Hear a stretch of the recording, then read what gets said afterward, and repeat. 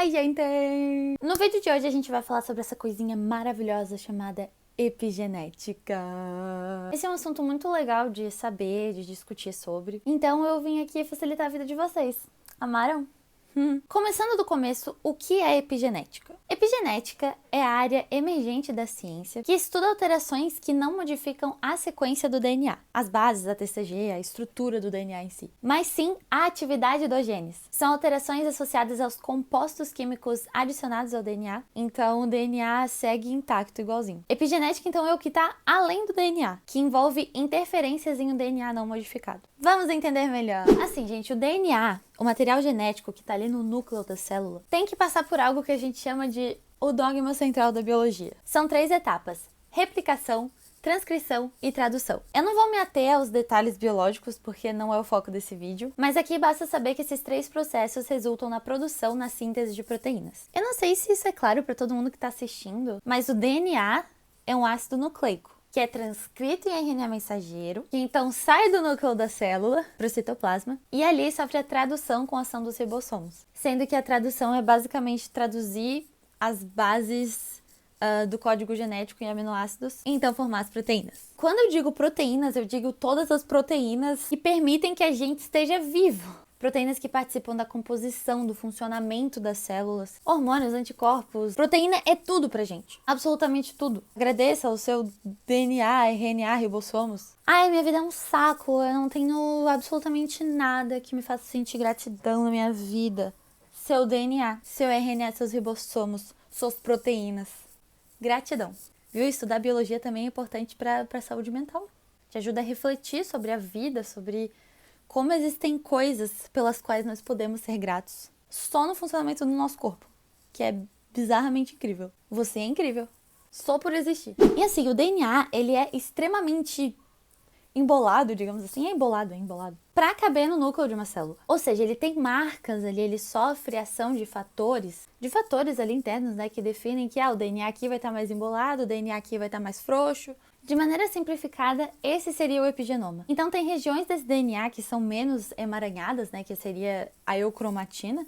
A parte mais condensada é a heterocromatina. E essas regiões menos emaranhadas é que são reconhecidas e lidas pelo nosso sistema, digamos assim, de maneira simplificada, geral. E o que faz um segmento de DNA ser transcrito, né, que seria o gene, eu tenho que gene é o segmento de DNA transcrito em RNA, mensageiro, né, no caso.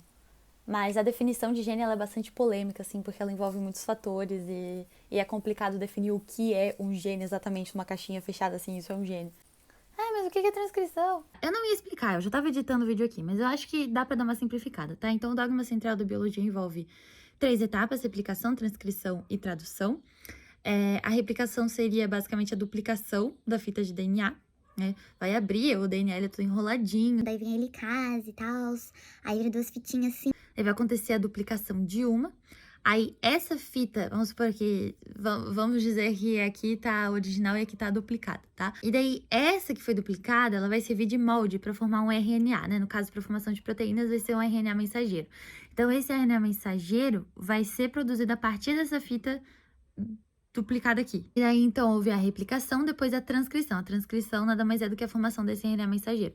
Esse RNA mensageiro, para formar proteína, ele sai do núcleo, isso estava acontecendo no núcleo, ele vai sair do núcleo e lá no citoplasma que vai acontecer a tradução, que é justamente a ação dos ribossomos nesse RNA mensageiro, para que ele seja literalmente traduzido em aminoácidos que formam então as proteínas, entendeu? Por isso que o DNA dá origem à proteína por meio de vários fatores e milhares de fatores de transcrição.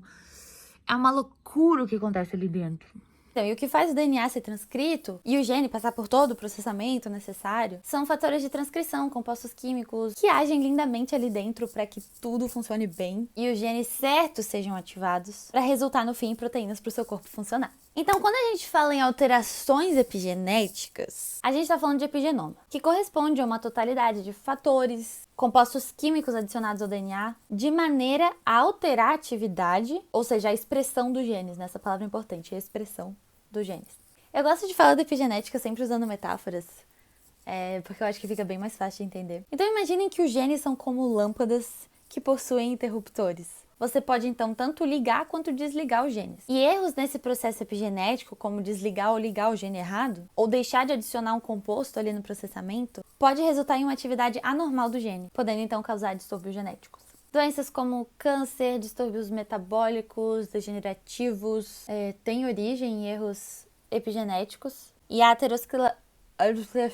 aterosclerose e a doença de Alzheimer tem maior potencial de ocorrer em casos em que o epigenoma é afetado, né? E ligamento e desligamento de genes de maneira equivocada. E quais são esses fatores capazes de ligar e desligar genes, de acender e apagar, de alcançar esses interruptores, de ir lá e vim?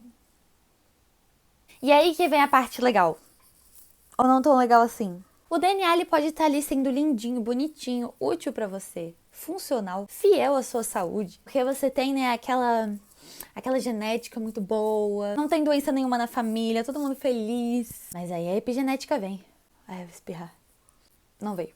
A epigenética vem acompanhada de um fator chamado ambiente. Influências ambientais interferem na expressão de genes. Então, fatores como metais pesados, pesticidas, fumaça de tabaco, hidrocarbonetos aromáticos policíclicos, toxinas ambientais de maneira geral, hormônios, radioatividade, vírus, bactérias, estresse. Nossa, até estresse. Eu ser estressado me faz mudar o padrão de expressão dos meus genes. Louco, né? Hábitos impactam a atividade dos genes. Alimentação ruim, sedentarismo, estresse, tudo. Então vamos meditar mais, nos exercitar mais, ter uma alimentação saudável. Assim a gente vai estar influenciando positivamente o funcionamento dos nossos genes. Nossa, meu mão ficou gigantesca aqui. Agora, em relação às experiências, vamos para um exemplo clássico de epigenética. Gêmeos.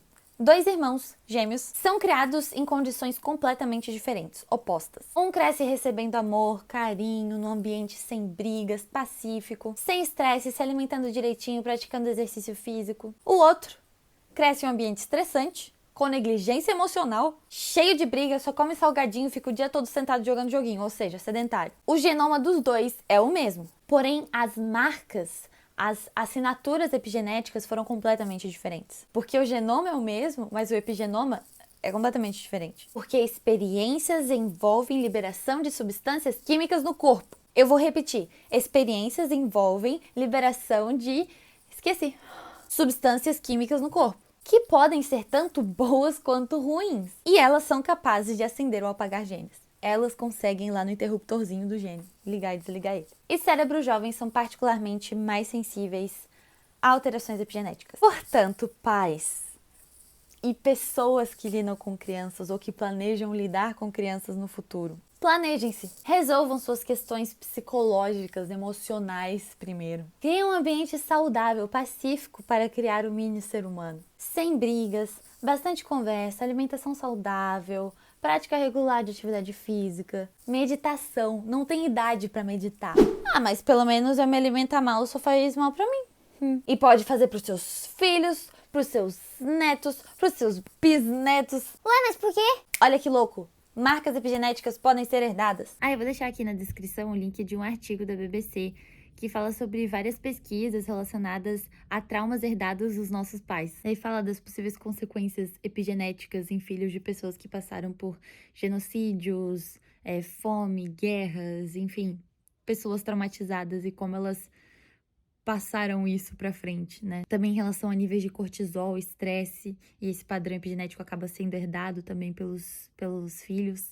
Muito interessante. E o doido é que, mesmo depois da fecundação, né, óvulo mais espermatozoide, existe uma perda rápida de metilação do DNA, né? As marcas genéticas são teoricamente removidas. Então a herança epigenética transgeracional, ela é bizarra porque ela indica que partes do genoma desse padrão epigenético não são zeradas. Tipo, a gente não nasce 0 quilômetro, já nasce meio cagado. Ou não, né? Porque as marcas epigenéticas podem ser positivas também, não é só em relação à doença. E esse foi o vídeo de hoje. Espero que entender melhor a epigenética tenha inspirado vocês a adotarem hábitos mais saudáveis. E no caso dos pais, mães, futuros pais, mães, espero que esse vídeo tenha inspirado vocês a criar seres humanos melhores para esse mundo caótico. Beijos! Espero que suas marcas epigenéticas tragam apenas saúde e felicidade para você. E não esqueçam, se puderem, façam terapia. Se não puderem pagar, eu não sei se tem em todas as universidades públicas, mas aqui na UFSC, na Federal de Santa Catarina, tem serviço de psicologia, não sei se é gratuito ou se é, tipo, bem mais barato. É pra comunidade. Enfim, busquem a paz. E não espalhem estresse por aí. Beijo, tchau.